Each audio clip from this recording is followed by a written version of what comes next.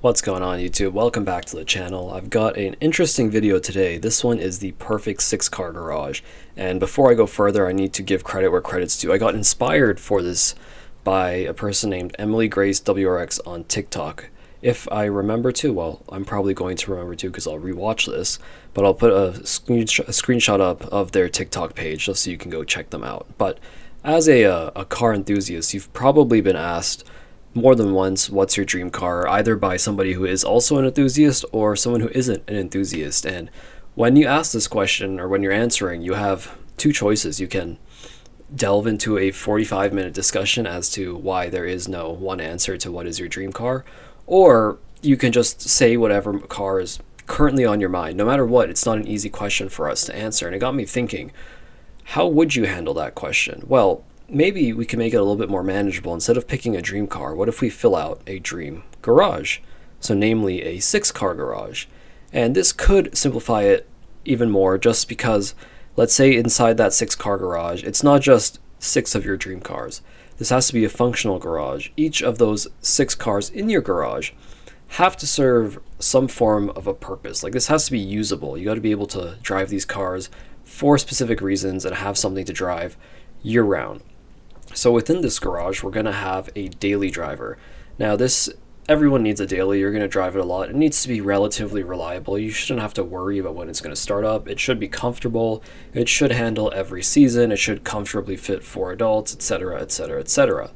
We should also have a winter car or hauler. I say or hauler in case you don't have winter where you live, but I do have winter. I'm in Canada. But this is your car that you take out in the winter, or if you have to haul something very large, you take this out. So this is your bigger vehicle. Then we're going to have a track car. This is a pure driver's car that you really need to enjoy in the track. What I mean by this is, when I say true driver's car, I mean it's a car that you're probably going to find your limits in as a driver before you find the limits of the car.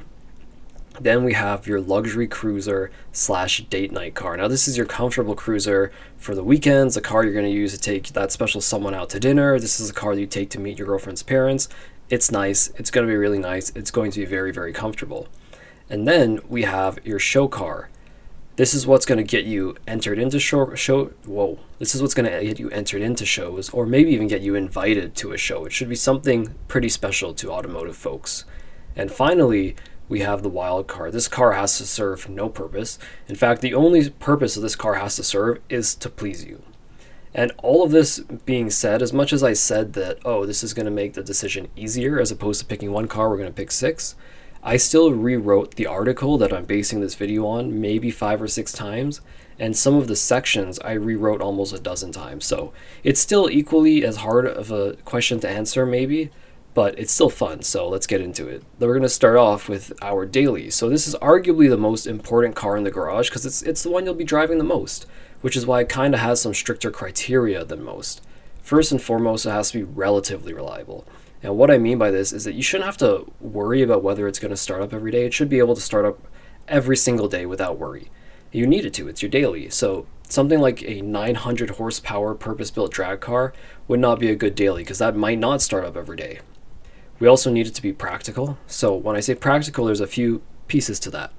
We need it to handle any weather, winter included. Because even though we have our dedicated winter car, you could still be out in the daily and then some flurries come down, at least in Canada, right? So it's got to be able to handle the snow a little bit. And it should also be able to relatively comfortably carry 4 adults. It's okay if they're a little bit squished, but you should have 4 doors, decent back seats that are usable, and a good sized trunk. So, you can fit 4 people with some of their items and you don't, have a terrible driving experience. But you need to also be comfortable. Why? Because it's a daily. You're going to be in this thing all the time. It has to offer you a comfortable commute. It shouldn't be too harsh on you. It shouldn't be too crazy. But at the same time, it has to be exciting. Although it's a daily and 99% of the time you're just commuting, the 1% of the time you find yourself with a clear stretch of highway or you find yourself on a back road, well, it needs to be able to get down and get rowdy as well. So this is some pretty strict criteria with living the dual life and everything else I said. And this kind of leaves us mostly with sports sedans and wagons that are either all-wheel or front-wheel drive. And this is not a bad thing because there's a lot of good available options inside this section, or rather this segment. And of all the cars that come to mind when I consider the criteria, there's a lot, there really is. But I think the RS3 is the clear winner for me. It offers so much performance, it looks pretty good, it's got a great interior, and it just has a uniqueness factor to it. So let's start off with the uniqueness factor. It's one of the few cars in the world that come with a 5-cylinder motor. And furthermore, this 5-cylinder sounds amazing. If you haven't heard one, just YouTube a clip of it, maybe I'll put one up. But it's basically a baby V10, like a baby R8 is what it sounds like. And you also don't see a ton of these around, at least I don't see a ton of them around me, which by definition makes them unique to me. And then there's the if you know component. So to most people, the RS3 doesn't look any different from any other Audi, whether it's an A3 or an S3, but enthusiasts are going to recognize it for what it is, and I really like that.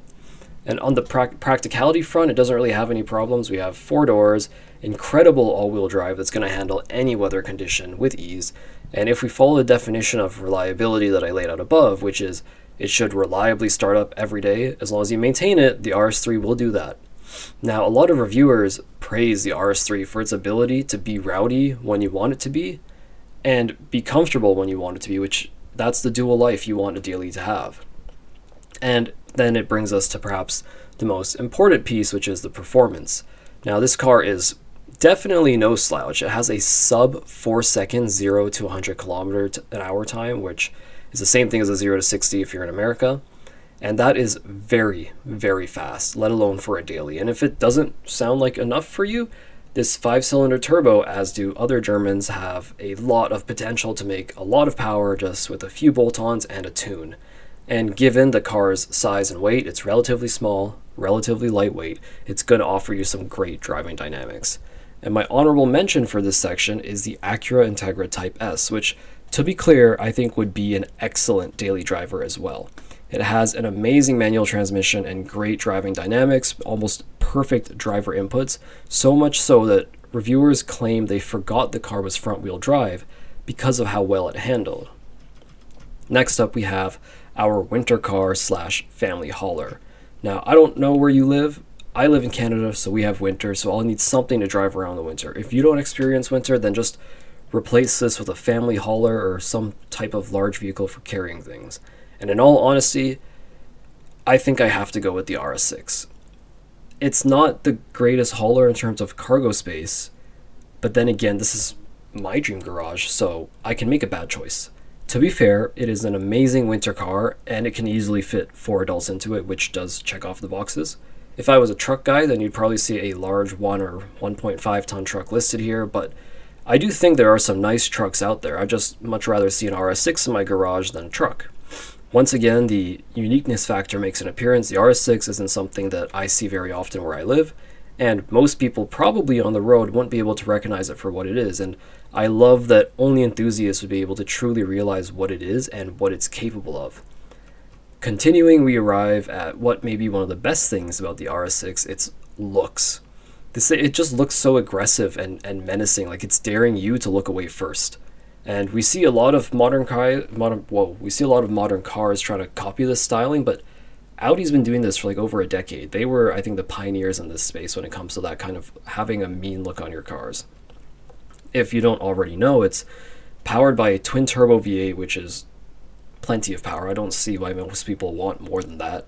It also gives you that signature Audi feeling of just brutal, limitless, and effortless power from the engine.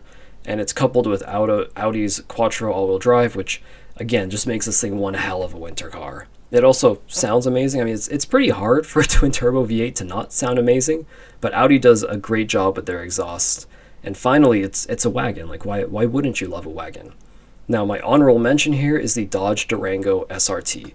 I'm a big fan of this monstrous SUV, and it has its own article on my blog. Shameless plug is www.sharksauto.com. Everything is free.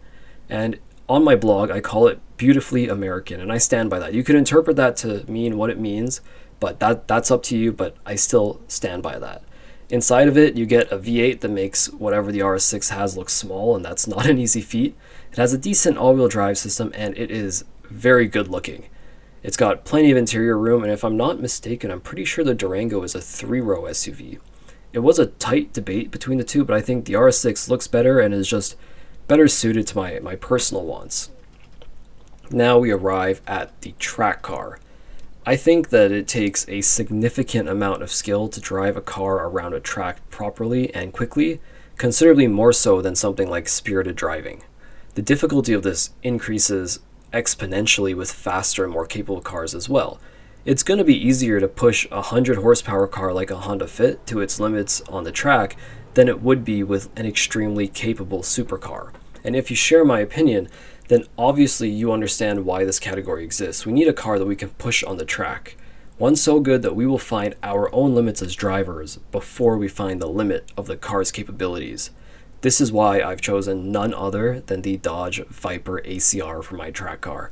I actually want to start this section off by saying that this was easily the hardest, if not the second hardest section to settle on. And in fact, as I'm writing this, I'm still not sure if I should have chosen the Viper or one of my honorable mentions that you're going to hear about in a second.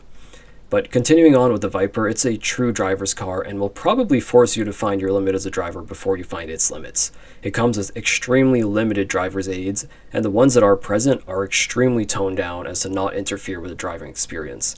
Several reviewers and experienced drivers have repeatedly said that the Viper feels like a car that wants to kill you. It doesn't do anything to save or help you when you get into trouble. It is a manual, rear-wheel drive V10 that just doesn't care if you live or die, which again makes it a true driver's car. I'm sure if you're reading the article, I don't need to explain to you that the Viper is a fast car, so I won't. And if we stick with the recurring theme of the uniqueness factor, the Viper brings that too. People who know what it's capable of will respect it, and those who don't know what it is are still going to know it's a damn fast car just by looking at the thing. And I really consider it to be America's supercar, at least in the pre-C8 Corvette era. For a while, I don't know if it still holds this title, but for a while, it held the title of having the largest engine in a production vehicle, which is wild. They also put an 8.4 liter V10 in it, which is also wild. And everyone was happy to make fun of American cars for being big and slow around the track, but anytime you brought up the Viper, just silence. Nobody wanted to challenge the Viper. Nobody wanted to race the Viper, right? That decision maker for me is really the uniqueness factor and the legacy of what this car was. I love the fact that it forced the rest of the world to take American cars seriously in this modern era. And perhaps what I love more is just the respect that the Viper commands. Now, I have two honorable mentions for this section. We have the Lamborghini Aventador SVJ, which I've written an article about and I've given it its own video. That's an amazing car. And then we also have the Aston Martin Valkyrie. I might have said that wrong, Valkyrie. I'd say that both of these cars command a strong amount of respect and they each have incredible road presence in their own way. I just don't feel the same pull towards them as I do with the Viper, which I know is crazy to say. These are two supercars. Maybe it's because I grew up watching the Viper become a respected car, or perhaps the Viper really does command more respect than they do. I don't know. But that being said, the Valkyrie was very, very close to taking the top spot. I'm not sure if it should have it. I don't know if the Viper should have it anymore. But anyways, let's move on. Next category is the luxury cruiser. This category was a lot of fun. And I think it's great to speak about this category after the track car because no one who isn't an enthusiast or is sane would want to drive a track car off of the track. They're too loud, too low, no storage space, they lack basic creature comforts, and that's why you need the luxury cruiser. Something that's still a great car, but it's comfortable. This is your date night car. It's the car that you take to meet your girlfriend's parents. It's the one you take on those longer drives. For me, there's only one option. It has to be the Bentley Continental GT. Believe it or not, this is the only category that I was clear on. I didn't have any second thoughts, no second guesses. And I think there's no other car in the market right now that speaks to me in the same way that Bentley does.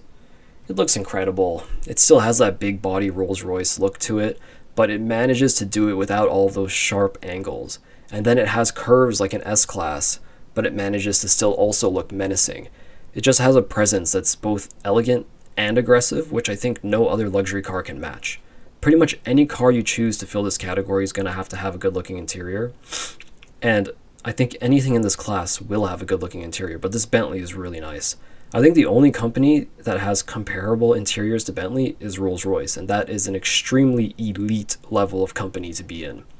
Of course, no one buys a Bentley for its driving dynamics, but it does deliver effortless power, somewhat similar to Audi, the car has a way of delivering power that makes it feel like the engine isn't even trying and just has plenty more to give, regardless of where you are inside that RPM range.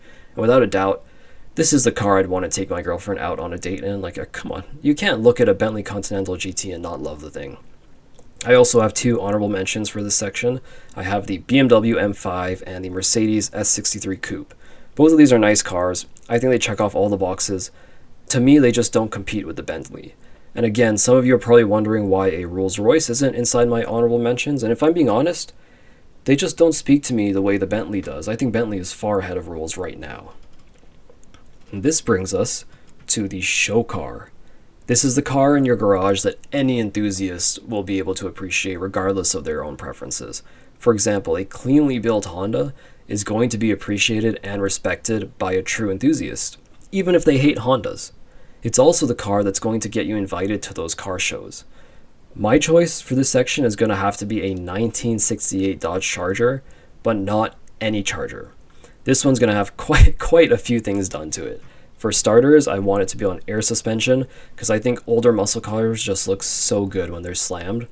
And on top of that, I'd also want it to have it swapped with a Scat Pack motor, the 6.4 liter V8. Someone out there is probably screaming, why didn't I go for the Elephant or the Demon motor? But I have a vision, stay with me. Now, the huge naturally aspirated V8 has plenty of potential. It's essentially a blank slate that I can modify as I see fit. Something that you can't really say about a motor that's coming from the factory with a giant supercharger on. I mean, sure, you could undo all of that stuff, but then what's the point? I'd intend to add a Pro charger to this V8, truly making it one of the most unique chargers. And while we're at it, let's just throw on a full carbon body too. And if this car doesn't get you invited to a car show, I really don't know what will.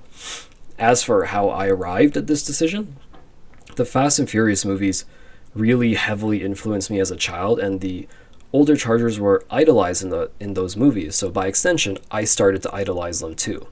I have plenty of honorable mentions for this section. In fact, I had so much trouble picking which car would actually get to be the honorable mention. It was between a 1990 Honda NSX, a Pagani Huayra, a McLaren P1, and a 2006 Ford GT. As you can see, there's quite a spread there.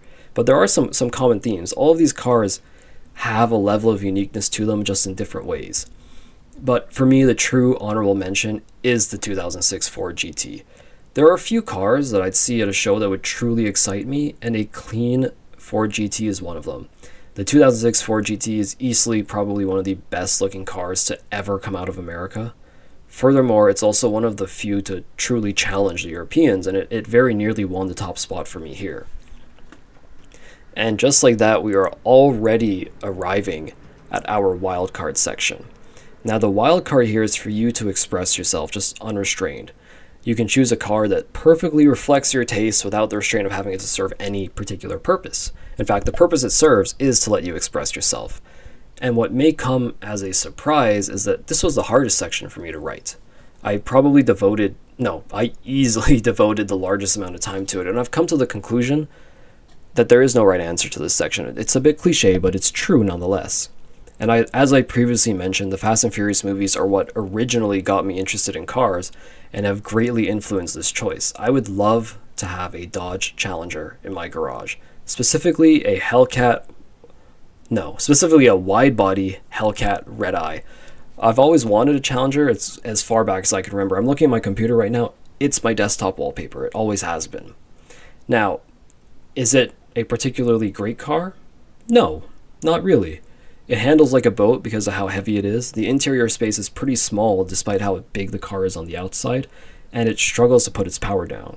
But I still love it, and that's what this category is all about. It doesn't have to be a great car. It doesn't have to be rational. It's just a car for the love of the game. And to this day, I still want to own one. There are so many different options I went through for this section. There was the 1990 NSX, the 68 Charger, 2006 Ford GT, an R34 GTR, a Mark IV Supra, and an R35 GTR. And as you can likely tell, many of these cars found their way into the other categories, and I'd say it's all deserved because they're all great cars. The hardest choice was against the R35. I have similar feelings towards it as I do with the Challenger, but the Challenger won because I've wanted it for longer. And that's the end of my list. Maybe you liked it, maybe you hated it, but that's the beauty of opinions. And I really want to know if you're watching the video and if you have a list, please put it in the comments or something. I'm super curious to hear what people have to say. And that brings us to the end of the video. So as always, please like and subscribe if you enjoyed it. Check out my blog, www.sharksauto.com. Check out my articles. Everything there is free. They're the precursor to the videos. And check me out on other socials at Sharksauto. Thank you guys so much for watching.